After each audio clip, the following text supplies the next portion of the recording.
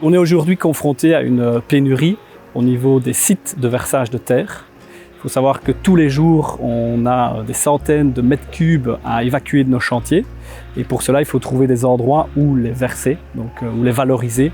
Et aujourd'hui, ça nous pose vraiment de gros problèmes parce qu'il y a un réel manque de sites de versage, surtout pour des terres catégorie 3, 4, 5, où dans notre région, il n'y a aucun site à proximité. Donc on doit faire beaucoup de kilomètres, des dizaines, voire parfois des centaines de kilomètres, juste pour aller évacuer cette terre.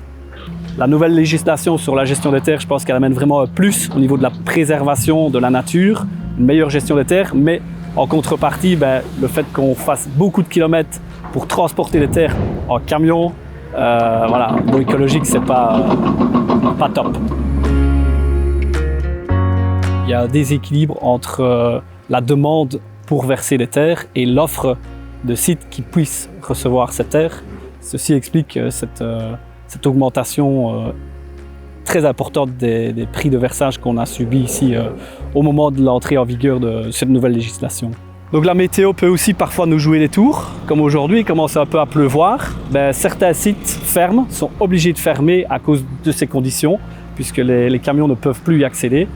Et donc avec toutes les conséquences que ça implique pour nous, comme pour nos clients et les usagers. On est ici dans quelque chose qui relève du défi administratif, étant donné qu'il faut pouvoir conjuguer les aspects gestion de déchets et les aspects urbanistiques.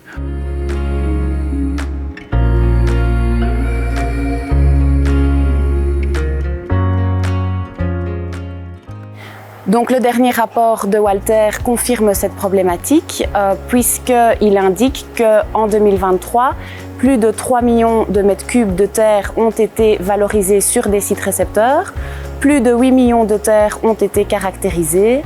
Or, il ne reste une capacité en termes de sites récepteurs publics que d'un peu plus de 15 millions de mètres cubes de terre.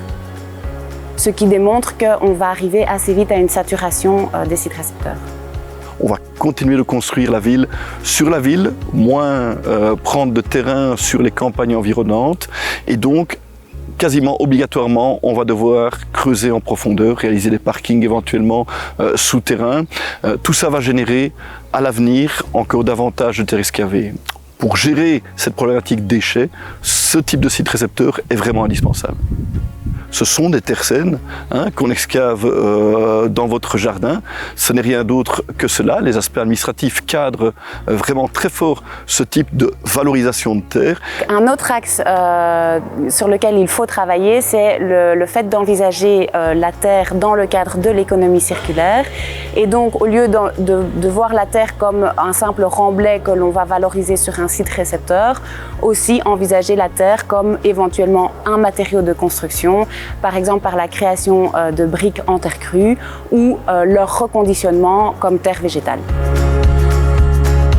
Le site ici de Grand-Lay, il est à plusieurs titres exceptionnels. On a valorisé 400 000 mètres cubes de terre saine issus des chantiers locaux sur une surface d'un peu moins de 4 hectares. Ce type de projet, vraiment porteur d'une valeur ajoutée énorme pour les citoyens. On part d'une décharge, donc vraiment d'une problématique environnementale grave, qui a été réhabilitée et est devenue un vrai oasis de biodiversité. On a ici une réelle valeur ajoutée et il faut soutenir la démarche de l'administration qui permet ce type de réalisations qui sont vraiment vertueuses, faire d'une problématique déchets une réelle valeur ajoutée pour les citoyens.